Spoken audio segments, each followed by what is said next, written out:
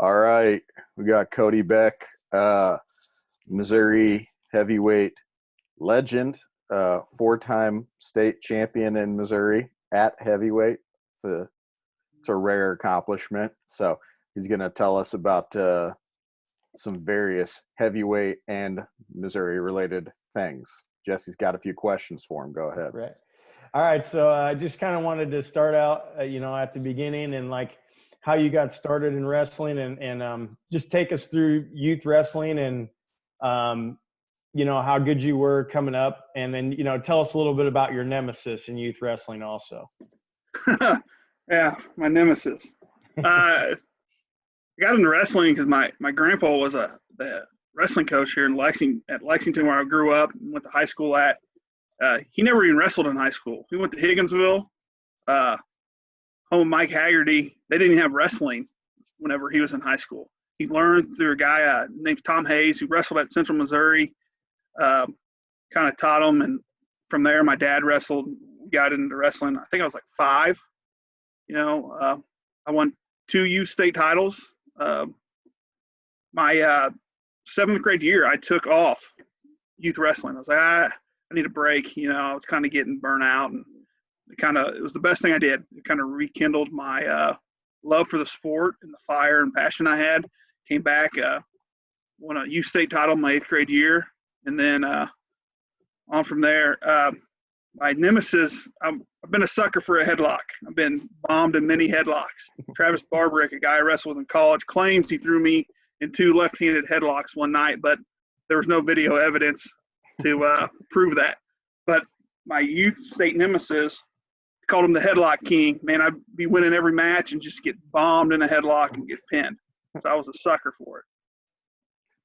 All right. So coming into high school, you've had some success at the youth level, and then you're gonna start at heavyweight for Lexington. And we kind of talked about this the other night, but coming into that freshman year, what were your coaches, even your coaches' expectations or your own expectations of yourself, and maybe what you were capable of getting started out? Being a freshman at heavyweight, I had some self-doubt in myself. I was like, man, I'm wrestling these guys much bigger, stronger, guys are probably juniors and seniors have grown into the heavyweight. Not a whole lot of freshmen had success at the heavyweight level. And remember wrestling at the Christmas tournament in Belton and winning some matches against some older guys and bigger schools, and realizing, man, I think I can hang with anybody. I lost some matches I shouldn't have lost in that tournament. So I'm just getting frustrated with myself.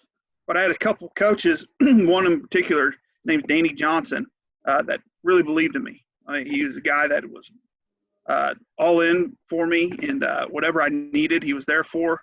And if it wasn't for him, I don't know if I would have won a state title my freshman year, because his belief, the motivation he gave me, and seeing that, I didn't want to let him down. It's kind of what my ultimate motivation. Like, I didn't want to let my coach down because of everything he's put into me.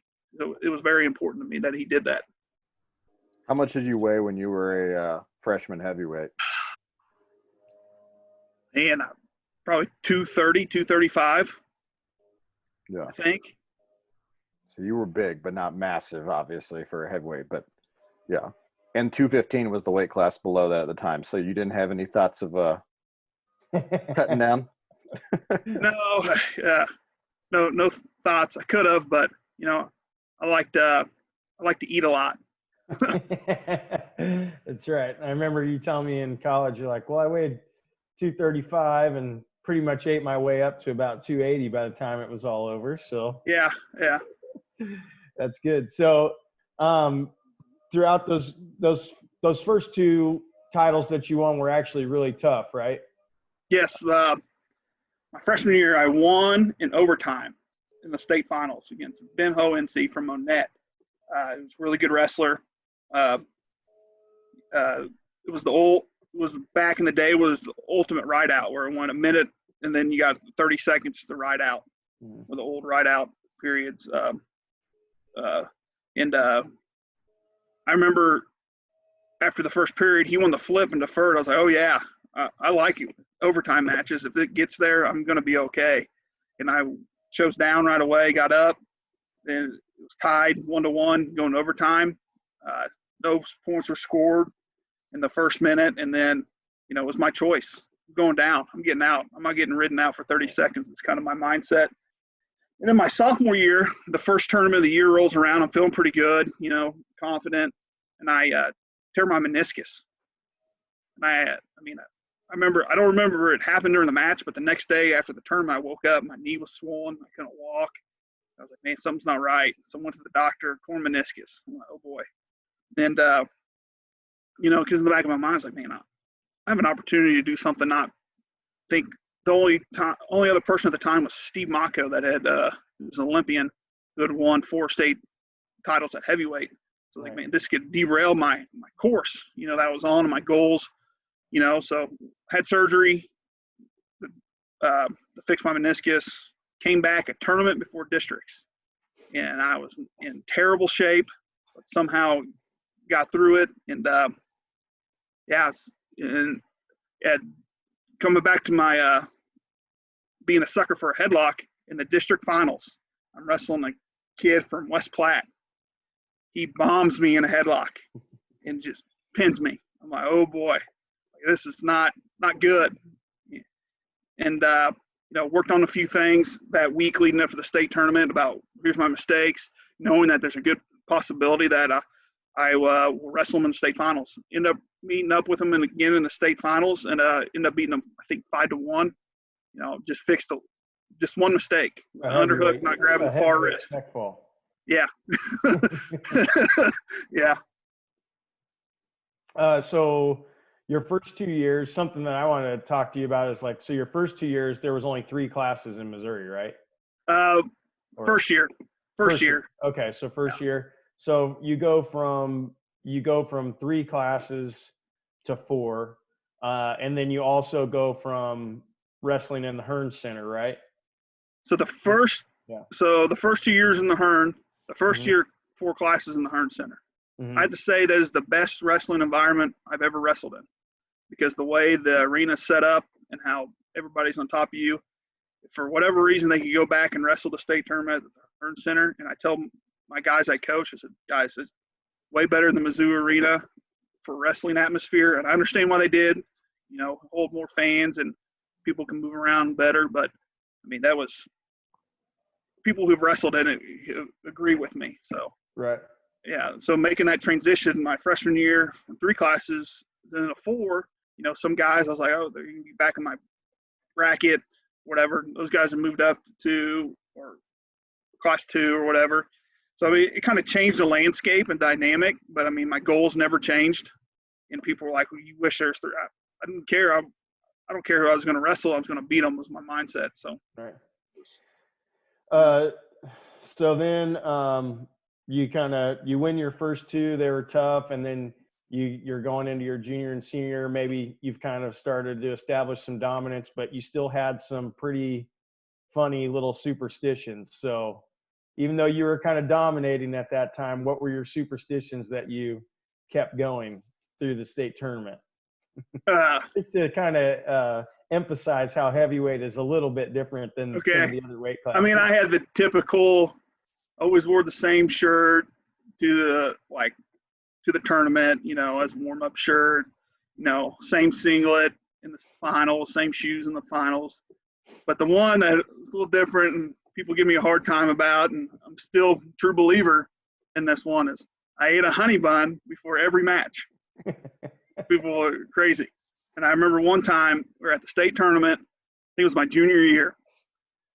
We qualified quite a few people that year, and it was Friday night, and it was a couple of us placed. Me and a buddy of mine were in the state finals, and and the others that were out of this tournament, we kind of moved around the room so the people still in the tournament could get sleep. The others, they could do whatever. I remember them stealing my box of honey buns I brought and just raging into their room because of my superstition. I'm like, guys, you're going to throw me off. It's not time to do this. And the look on their faces whenever I came in that room, storm in the room, was pretty priceless. That's good. And so one of the other things I want to talk about was I think people kind of maybe forget or just don't know, but I wanted you to talk a little bit about like how good heavyweight was in the state of Missouri while you were in high school. Like your 4 years of being in high school and even like a couple years before it, but just talking about like how deep heavyweight really was there. And it was tough. Like I said, the guy wrestled from Monette, Ben Hohensee. He was a JUCO All-American, and then went to Nebraska Kearney. He was a national qualifier there. Jake Maloney from Black County was tough as nails. Big guy. He was a two-time champ, one-time runner-up. He lost to Hohensee in the state finals his senior year. He ended up playing football at Mo West. Then you go bigger classes. You got Don Bradley was my age when we graduated the same year. Obviously you guys know, two-time All-American on the Olympic ladder and all this, still chasing the dream. Elijah Madison from Oak Park, who's a national champ for Nebraska Omaha before they cut their program. I mean, it was stacked. I mean, it was really tough. And, now you get years where there's like, there's one or two guys who are decent. I think you get that across the entire board at weights, but I mean, it was tough. Right. Crazy thing about like Elijah is he never won a state title, right? No, his senior year, he got beat the first round of the state tournament, I believe. He was really good, hard to score on, short, squatty guy. He was tough. Watching him, he won a D2 national title. It just shows you how tough he was. Right. So I wanted to get into just a couple of debates that were always real popular while me and you were in college, and so I just wanted to kind of get your thoughts on the debates. But that older debate that I'd like you to kind of talk about back then was what was tougher, big class wrestling or small class wrestling? Do you remember arguing about that all the time back then? So here's maybe a long time ago. Lots of hits to the head since then. So my argument is you could always take kids out of each class and they can compete with whoever. You look at the studs that like Whitfield alone has had, and now they're going to likelihood they're moving up. Like those guys can compete with anybody. When I growing up, Kinsey McLean at Plattsburgh, one of my best friends, he was tough as nails. Unfortunately, he got hurt in college before he could, All-American, win a national title. People, I always think there's kids in each class that can compete with anybody. And right. Since I've coached at Oak Park and now I'm at Richmond, from the biggest to the smallest, wrestling's wrestling. It's a numbers game. You get the bigger classes. To me, you got more athletes to choose from. So at a small school, you might have 2 studs. At a big school, a class 4 school, you're going to have 11, 12 studs to choose from, so it's all a numbers game. Right. Another one I wanted to get your take on is there's always this debate raging about whether the wrestling is tougher north or south of the river in Kansas City. Kansas City. Yeah. Oh, man. I would say north of the river. I think north of the river. I grew up south of the river, but coaching that area, it's tough. Right. Look at that. Just back in the day when Oak Park was on its run, Park Hill, Black County, those schools all in that small area, and then you had the Blue Springs that were south of the river. So, right. I would say north of the river would be my debate. I'm sure people disagree with me, but everybody's got their opinion. All right.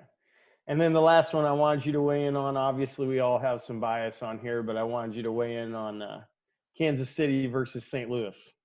Oh, Kansas City, hands down, all day. That's good. I like it. James, you got anything for him? Yeah, I got one for you. It's kind of a subject change, but you wrestled in college and played football both, right?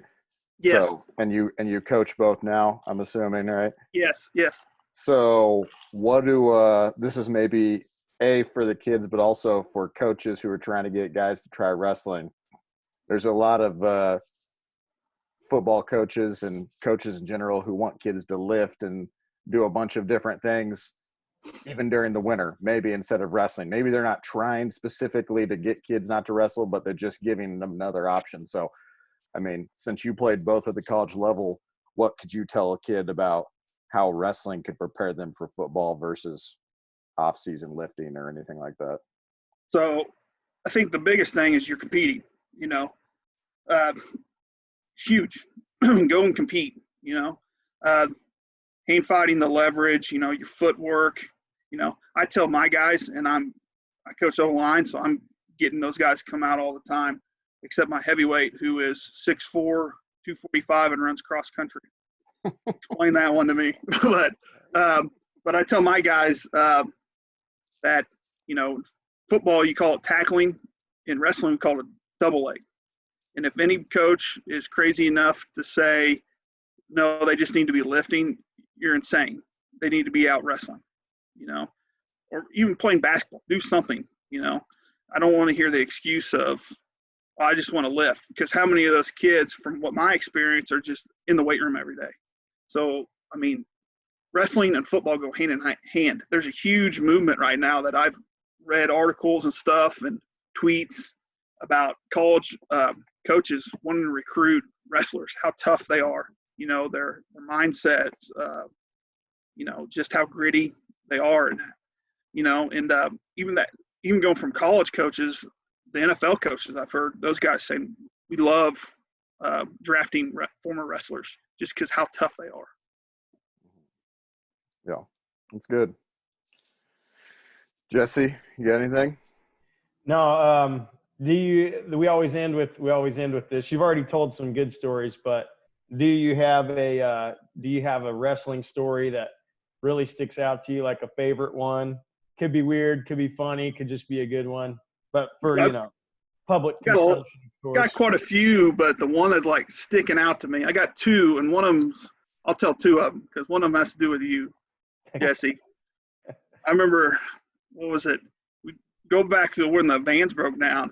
Remember going to the Nebraska Kearney Open. Yep. And I was probably 3 weeks out of football season. I was in no shape. Remember, for however the bracket fell, I had 2 buys in a row, and I waited around all day till 2:00, to wrestle. And then I'm up, and I step on and off the mat 4 different times. I remember not even doing a cool down, taking my straps down. And Whitson, you were in my corner every time, going, "Let's go." And I remember going, "What have I got myself into right now?" But the one that really sticks out, you guys know Coach Ursuline at Central Missouri. I was a freshman in college, and at that time, I didn't have a whole lot of big guys. We had Plowman, who was an Olympian, he was a freak. I remember him putting me in a bow and arrow every day, and Ursuline getting pissed off at him for doing that. But one day, I don't know whatever got into Ursuline. I mean, wrestling at that time, I think wrestling with our GA, Larry Mano, at the time. And he was probably, 170 pounds, if that. And I remember looking over and out of the corner of my eye, seeing Ursuline just staring at his knee pads. And I just putting them on. And Ursuline never would. And then he's just staring at his shoes. I swear he was just telling him one more time, just one more, because Ursuline just, walk around the room, stay on the side, kind of direct. He would never get in there and wrestle. It's the guy that had a hip replacement. And next thing I know was we're going live or something. And Ursuline's like, "Beck, you're with me." I was like, "Okay. Are you?" I was thrown off. I was like, "What is he doing?" And I remember pull a Jesse Whitson special, snap him down.